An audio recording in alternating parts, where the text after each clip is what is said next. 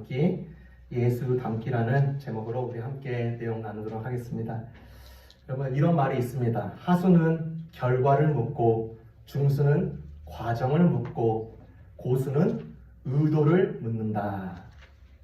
여러분, 이 말을 예를 들어서요, 문제를 풀 때 문제 푸는 학생의 성향이 다 드러납니다. 답만 원하는 학생들이 있어요. 답만 외우는 학생이죠. 또한 중간 풀이 과정만 원하는 학생들이 있습니다. 풀긴 푸는 것 같은데 답을 못 찾아요. 그리고 또한 이 문제를 출제한 의도자의 의도를 알기 원하는 학생이 있습니다. 그 문제의 그 모든 전반적인 그런 것을 다 알기를 원하는 것이죠. 그래서 이 출제한 의도자의 의도를 알면 문제 풀이 과정이 쉬워집니다. 그런 가운데 이렇게 답이 쏙 나오게 되는 것이죠. 여러분, 신앙생활을 하는 그리스도인들은요, 그냥 무턱대고 답만 찾는 사람들이 아닙니다. 문제 풀이만 하는 사람도 아니에요. 하나님께서는 그리스도인들에게 어떤 의도를 가지고 큰 그림과 청사진을 이미 주셨습니다. 그 내용이 오늘 본문입니다. 오늘 본문을 앞서서 한번 26절에서부터 29절까지 제가 읽도록 하겠습니다. 8장 26절입니다. 이와 같이 성령도 우리의 연약함을 도우시나니 우리는 마땅히 기도할 바를 알지 못하나 오직 성령이 말할 수 없는 탄식으로 우리를 위하여 친히 간구하시느니라. 마음을 살피시는 이가 성령의 생각을 아시나니 이는 성령이 하나님의 뜻대로 성도를 위하여 간구하심이니라. 28절, 우리가 알거니와 하나님을 사랑하는 자 곧 그의 뜻대로 부르심을 입은 자에게는 모든 것이 합력하여 선을 이루느니라. 하나님이 미리 아신 자들을 또한 그 아들의 형상을 본받게 하기 위하여 미리 정하셨으니 이는 그로 많은 형제 중에서 맏아들이 되게 하려 하심이니라. 아멘. 예수님을 받아들인 그리고 이렇게 믿는 자들을 향한 하나님의 의도를 가지고 있는데 그 의도를 어떤 의도를 가지고 있을까? 이 본문을 통하여서 크게 두 가지를 나누고 싶습니다. 첫 번째는요, 하나님은 성령의 중보 사역에 그 의도를 가지고 있습니다. 그리스도인들 모두를 향하여서 하나님은 성령의 중보 사역의 의도를 가지고 있는데요. 이스라엘 백성들이 우리가 잘 알다시피 낮에는 구름 기둥으로, 밤에는 불 기둥으로 그들이 함께 하시는 하나님의 인도를 직접 받았습니다. 그럼에도 그들은 심각한 도전에 직면했죠. 몇 번이나 포기하고 그리고 종살이해야 했던 이집트로 돌아가려고 했는지 모릅니다. 수많은 반항이 있었어요. 우상 숭배도 있었고 어리석음도 수없이 저지르면서 이집트로 돌아가고자 하는 시도를 멈추지 않았습니다. 죽음의 길로 가고자 했습니다. 이것을 염두에 두고 이 본문을 생각해야 합니다. 광야, 곧 사막은요, 육신의 유혹이 여전히 강력하여서 그 유혹을 거부해야 할 세상입니다. 이런 세상 속에서 하나님은 오늘날 그리스도인들에게 구름 기둥과 불 기둥 대신에 그리스도인들에게 하나님의 살아계신 하나님의 인격인 임재인 성령을 우리에게 주셨습니다. 그 성령님이 우리 안에 거하시는 것입니다. 여러분, 성령 하나님께서 우리 안에 거하셔서 무엇 하실까요? 새빵살이 하시는 게 아닙니다. 특수한 목적을 가지고 성령님께서 일하시는데 그것이 바로 중보사역입니다. 중보사역. 우리 안에 거하시는 성령님은 우리를 위하여서, 여러분을 위하여서 하나님께 중보하고요, 항상 완벽한 하나님의 뜻대로 우리를 위해서 기도하고 계십니다. 그래서 우리가 무엇을 놓고 기도해야 될지 모를 때도 성령님은 우리가 무엇을 기도해야 될지 몰라는 이 무지를 도와주고 계십니다. 성경에서 보니까 29절에 탄식이라는 표현을 썼습니다. 탄식. 성령님은 우리 안에 거하시면서 탄식을 하신다고 하십니다. 이 탄식의 소리를, 이 탄식의 마음을 알고 받고 받아들이는 자가 참으로 복된 것입니다. 여러분, 우리나라가요, 6.25 전쟁으로 인하여서 국민들이 탄식했습니다. 국가가 부도되었을 때 탄식했습니다. 일제일에서 타격을 받았을 때 탄식했습니다. 국정 운영이 곤두박질 칠 때 다 같이 탄식했습니다. 어머니가 허덕이는 아들을 위해서 탄식을 내십니다. 이 탄식을 내실 때 단어로 표현하지 않아도, 말로 하지 않아도 이 탄식 안에 다 들어있는 것이죠. 이 탄식의 소리를 의미를 담고 있지 않아도 몸으로 느낄 수 있고 모든 것을 담고 있는 것입니다. 그래서 이 탄식 소리에 민감하게 반응했던 사람들, 진지하게 받아들였던 이 한 사람 한 사람 한 사람 때문에 이 국가가 도약할 수 있는, 꿈꾸게 될 수 있는 그런 계기가 되는 것입니다. 마찬가지로요, 성령님께서 우리에게 직접 말씀하지 않으셔도 무지한 우리가 느끼지 못하더라도 이 탄식을 하고 계십니다. 그 속에 다 들어가 있는 것입니다. 어떻게 해요? 성령님은 우리를 위해서 주님 이렇게 탄식하실 수 있습니다. 혹은 우리 자신을 위해서 속으로 탄식하실 때 하나님 제가 이 자를 위해서 구합니다. 주님의 자비를 구합니다. 이렇게 탄식하십니다. 이 성령님의 역사가 있기 때문에 우리는요 주님을 더 생각할 수 있게 되는 것입니다. 나의 신앙을 돌아볼 수 있게 되는 것이에요. 내 삶의 목적을 다시금 부추기고 여미면서 다시 한번 힘을 낼 수 있는 것입니다. 여러분 마미 브레인 효과라고 들어봤나요? 마미 브레인, 이게 뭐냐면 아이를 임신했을 때 엄마가 일시적으로 미세한 기억 상실증 혹은 뇌적으로 안기가 끼는 현상, 집중력의 부족, 무능함이 드러난다고 합니다. 그런데 이것이요 엄마에게만 드러나는 게 아니라 엄마가 혹은 아빠 쪽에서도 생길 수가 있다는 것이에요. 여러분 제가 웬만하면요 잘 안 까먹습니다. 근데요 요즘 제가 잘 까먹어요. 제가 그 김정민 목사님 저희 이스라엘 선교 그 예배 같이 드리는데요, 제가 사도신경을 하는데요, 사도신경 2줄 하고 마지막 줄로 건너뛴 거 아세요? 네. 저는 그때 당시도 몰랐어요. 만약 알았다면 다시 하겠습니다 하는데 제가 집에 돌아가서 알았어요. 요즘에 폰을 놓고 교회 출근합니다. 수요 성역 공부 매일 이렇게 녹음을 하는데 요번 주에 또 미스했어요. 또 하이웨이를 타는데 하이웨이도 이상한 길로 들어갑니다. 저한테 온 거예요. 임신하라는 조건이 충족되었을 때 이 마미 브레인이 효과가 나타나는 것이죠. 근데 이것은 평생 지속되지는 않습니다. 마찬가지로 이 세상에 일어나는 일시적인 효과, 이런 것들 모두가요 어떤 조건이 충족될 때만 나타납니다. 예를 들어서 낙수 효과, 예를 들어서 뭐 플라시보 효과, 뭐 이런 것이죠. 어떤 정확한 조건만 충족되었을 때 이런 게 일어납니다. 그런데 참 놀랍게요, 예수님을 받아들이고 그분을 믿는 자에게는요 그때부터 성령께서요 중보사역, 우리를 위해서 기도하시는 사역을 하십니다. 그것은 일시적이고 단기적이고 그런 것이 아니라 평생 작업하십니다. 평생 중보사역을 하세요. 내가 다운되어 있을 때도 성령님은 탄식하세요. 내가 비참한 환경에 거할지라도 성령님은 탄식하면서 나를 위해서 기도하십니다. 평생 기도 동반자예요. 나를 위해서예요. 평생 탄식을 하십니다. 나를 위해서 그런 것입니다. 이 성령님께서 그리스도를 생생한 실제로 알게 하시고 만나게 하시고요, 우리가 끊임없이 예수 그리스도를 닮도록 도우시고 계십니다. 하나님께서는 또한 우리에게 어떤 큰 의도를 가지고 계신가? 두 번째입니다. 우리 모든 믿는 자에게 예수를 닮게 하도록 불러주시는 하나님이십니다. 예수를 닮게 하신다. 28절에서 29절 제가 다시 한번 읽도록 하겠습니다. 우리가 알거니와 하나님을 사랑하는 자 곧 그의 뜻대로 부르심을 입은 자들에게는 모든 것이 합력하여 선을 이루느니라.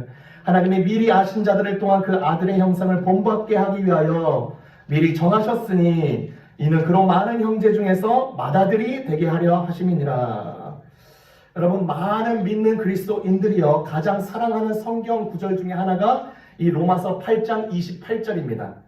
그런데 이 8장 28절만큼 중요한 구절이 29절입니다. 하나님께서 미리 아신 자들, 이 말은 불러주신 자들을 말해요. 이 불러주신 자들, 믿는 자들이죠. 이 자들을 아들의 형상, 그러니까 예수님을 본받게 하신다고 하셨습니다.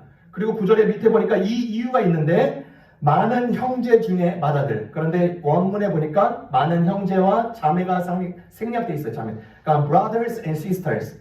그러니까 많은 형제와 자매들에게 맏아들이 되게 하시려고 하신 것입니다. 이것을 좀 비유적으로 말하자면 예수님이 우리의 큰 형님 되신다는 것이에요. 그런데 이 일을 언제 하십니까? 현세에서 하십니다. 지금 여기에서 하시는 거예요. 결코 우리가 죽어서 하나님께서 이 일을 하시는 게 아닙니다. 하나님은 이 소중한 일을 위하여서 우리를 불러주셨고 아신다 하셨고 정하셨다고 하셨습니다. 엄청나게 고귀하고요. 엄청나게 형용할 수 없는 이 큰 그림입니다. 하나님의 크신 의도가 담겨 있어요. 이 세상에서 믿는 자들이, 모든 그리스도인들이 예수님을 닮아가도록 하신다는 것이죠. 하나님께서 단지 우리에게 구원이라는 선물, 천국이라는 소망이 이 세상에서 우리가 사는 전부라고 말하지 않습니다. 이 현세에서 예수님을 닮도록 하심이 가장 높은 부르심이다 라는 것입니다. 그래서요, 이 현세는요, 하나님의 작업장이 되십니다. 우리를 열심히 깎으시고요, 우리를 열심히 다듬으시고요, 우리를 붙이시고 두들기시고, 우리의 직장에서, 우리의 학교에서, 우리의 가정에서, 우리의 사업장은 하나님의 작업장이 됩니다. 그곳에서 우리로 하여금 예수님을 닮도록 하시는 거예요. 절대로요, 교회 생활, 일반 생활 따로 이분화되지 않습니다. 우리는 예수님을 닮는 것에 최고의 방점을 찍고 그 목적 안에서 우리에게 부여하신 일을 하는 것입니다. 28절을 보세요. 모든 것이 합력하여 선을 이룬다고 하셨습니다. 여기서 모든 것은 무엇이냐면 공표를 해주시고, 모든 것은 모든 하나님의 말씀, 모든 사람들, 모든 상황들을 말합니다. 세 가지예요. 모든 하나님의 말씀, 모든 사람들, 모든 상황들을 말해요. 믿는 자들은요, 마주하는 모든 것을 단지 경험하는 자세로 끝나는 게 아닙니다. 모두가 다 예수의 형상을 담기 위한 소재료가 됩니다. 단순한 경험이든 복잡한 상황이든 풀기 힘든 숙제 같은 문제도 다 모두 포함되는 것입니다. 사랑하는 성도 여러분, 인생이 얼마나 복잡합니까? 그렇죠? 내가 생각대로 흘러가고 좀 아다리가 좀 잘 맞으면 좋을 텐데 그렇지가 않을 때가 너무나도 많습니다. 여러분, 야구를 보면요, 매우 훌륭한 타자는요, 모든 것을 분석합니다. 저 투수는 어느 공이 강점이고 어느 공이 약점이고, 주로 코스를 저쪽으로 던지는지 이쪽으로 던지는지 다 파악합니다. 매우 훌륭한 투수는요, 타자들의 행동 거지, 그 다음에 폼, 스윙, 몸쪽이 강한지 바깥쪽이 강한지 다 파악합니다. 그리고 상대방의 약점 위주로 공을 뿌리는 것이죠. 이렇게 하면 항상 이깁니까? 아닙니다. 유명 야구 해설이죠. 하일성 씨도요, 해설 잘하다가도 항상 9회말 가서 이런 말을 종종 해요. 야구 참 몰라요. 인생도 마찬가지입니다. 신앙대로 살아도요, 내 뜻과 반대되는 경우가 참 많습니다. 어떠한 일이 예측한 대로 흘러가는 경우가 적어요. 제가 2023년에, 작년이죠, 제가 작년 일기를 보게 됐습니다. 제게 어떠한 인생의 물결이 제게 스쳐갔는지 한눈에 이렇게 한번 보고 싶었어요. 작년에 제가 다리를 다쳤습니다. 몸을 자주 못 움직이니까 어지럼증이 왔습니다. 그래서 좀 힘들었는데 다시 운동을 시작하니까 괜찮아졌어요. 사택을 이사하려고 준비하고 있는데 이삿짐 센터에서 바로 전날에 캔슬을 통보합니다. 꽤나 괘씸했어요. 그런데 다행히 다른 회사와 컨택이 돼서 더 좋은 회사로 이렇게 잘 처리가 되었습니다. 그리고 나서 며칠 뒤에 코비드가 걸렸습니다. 뉴욕에서도 초기에 걸리지 않았던 그 코비드를 이제 걸리니까 억울했습니다. 그런데 다행히 아이들은 괜찮았어요. 교회 건물 보험회사에서 캔슬을 통보받았습니다. 딴 회사 알아보라는 거예요. 그동안 착실하게 보험비를 냈던 우리의 노력이 한순간에 없어졌습니다. 허탈했습니다. 그 주에 영원히 안 팔릴 것 같은 교회 소파와 클라짓을 팔았습니다. 그리고 그 다음 주에 교회 건물, 교회 랜드죠, 땅에 텍스가 껑충 뛴 상태로 빌이 날라왔습니다. 알고 보니까 교회 땅값이 굉장히 많이 올라서예요. 교회 땅값이 오르니까 좋긴 좋지만 또 텍스를 내려고 하니까 아까운 마음이 동시에 드는 거예요. 그 다음 주에는 어느 교우분의 행정 처리를 도와드렸는데 잘 해결되었습니다. 또 그 다음 주에는 집에 가는 길에 차를 몰고 가는데 앞차로부터 튀어나온 조그만 돌이 제 앞차를 히트했어요. 조그만 금이 갔습니다. 참 별일이었죠. 이 모든 일이 저에게 일어났는데 분하기도 하고 짜증도 났습니다. 그런데 한 가지 분명히 했던 사실은, 제가 했던 건 짧게나마 하나님께 그 중간중간마다 기도를 하는 것이죠. 하나님, 도와주세요. 주님, 자비를 베풀어 주세요. 우리의 모든 여정은요, 예수를 담는 여정 속에 담겨져 있는 것입니다. 목회자만 해당하는 게 아닙니다. 여기서 불러주신 하나님께서 불러주신 모든 자, 그렇죠? 모든 그리스도인들에게입니다. 어떤 일이 내게 몰려왔을 때 예수님의 말과 행동과 생각을 진지하게 한번 생각해보고 구해보고 그대로 행하려고 하는 것입니다. 그래서 예수 닮기라는 이 목적지를 안다면 우리는 중간에 조금 헤매고요, 좀 어리숙하고요, 조금 느린다 하더라도 결국에는요, 도착지에 도달합니다. 그러므로 그리스도인들은요, 내비게이션을 찍고 가는 사람들입니다. 여러분 30절을 보겠습니다. 30절. 또 미리 정하신 그들을 또한 부르시고 부르신 그들을 또한 의롭다 하시고 의롭다 하신 그들을 또한 영화롭게 하셨느니라. 그렇죠? 여기에 쓰인 동사가 그렇죠? 부르셨다, 의롭게 하셨다, 영화롭게 하셨다. 이 모든 동사는 시제가요, 미래형이 아니라 과거형입니다. 신자를 위해서, 믿는 사람들을 위해서 예수 닮기라는 이 목적지를 이미 하나님께서는 과거에 찍어 놓으신 거예요. 여러분, 예를 들어서요, 내비게이션으로 이제 버지니아에서 뉴욕으로 이제 도착지를 찍었습니다. 뉴욕에 도착하는 일은 미래의 일입니다. 그런데 확실히 목적지를 찍은 대로 가기 때문에 그것은 전체 그림으로 봤을 때 과거의 일이 될 거예요. 뉴욕으로 가는 길에 들어선 사람이 아직 뉴욕에 있진 않았지만 뉴욕 가는 길과 뉴욕이 동떨어진 것이 아닌 까닭에 우리는 이미 뉴욕에 가는 것과 마찬가지인 것입니다. 이렇게 하나님은요, 우리 믿는 자에게 확실히 목적지를 찍어 두셨어요. 모든 것을 하나님께서 이루시는 것입니다. 그분께는요, 모든 미래가요, 과거입니다. 예수님을 닮아가는 것은요, 여러분 그냥 단순한 수술 한 번으로 이루어지는 작업이 아닙니다.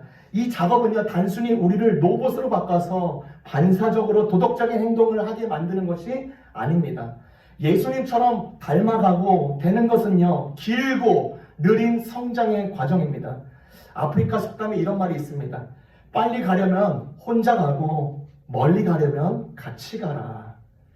여러분, 내 모습을 볼 때 한심한 나의 모습, 성장하고 있지 않은 나의 모습, 맹목적이고 타성에 젖은 모습을 보면서 안타까울 수는 있으나 낙담해서 끝날 필요는 없습니다. 예수님은요, 당신 혼자 스스로 빨리 가는 분이 아닙니다. 우리와 함께 먼 여정을 위해서 같이 걸어가시는 분이십니다. 우리 역시 예수 닮기라는 이 긴 여정을 단독으로 스스로 갈 수 없습니다. 예수님과 함께하며 멀리 가야 하는 것입니다. 우리 모두는 그러므로 과정 중에 있는 것입니다.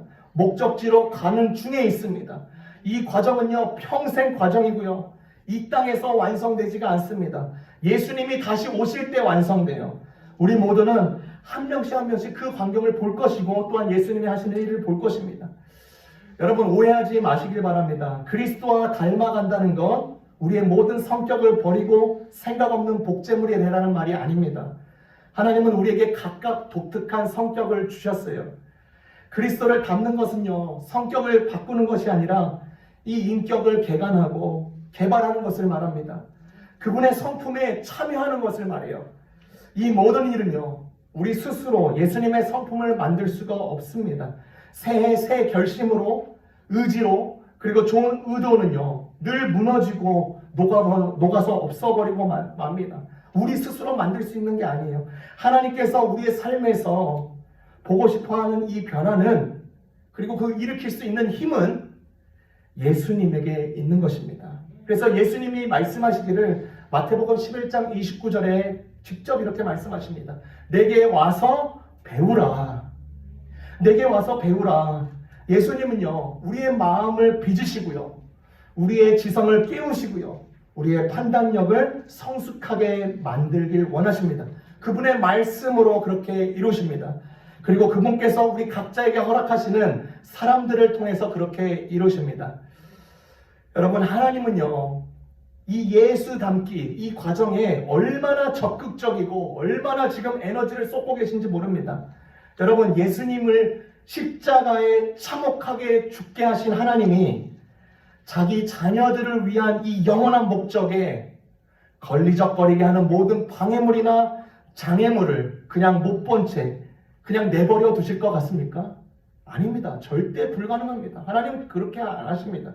하나님은 우리가 이 땅에서 편안하게 잘 적응하고 살게 하시려고 예수님을 무참히 희생시키신 것이 아닙니다. 그분의 목적은 그것보다 더 깊습니다. 그분은 우리를 하나님의 나라에 데려가시기 전에 우리를 이 현세에서, 이 땅에서 그리스도와 같은 모습으로 계속해서 만들기 원하시고 그렇게 하시고 계시는 것입니다.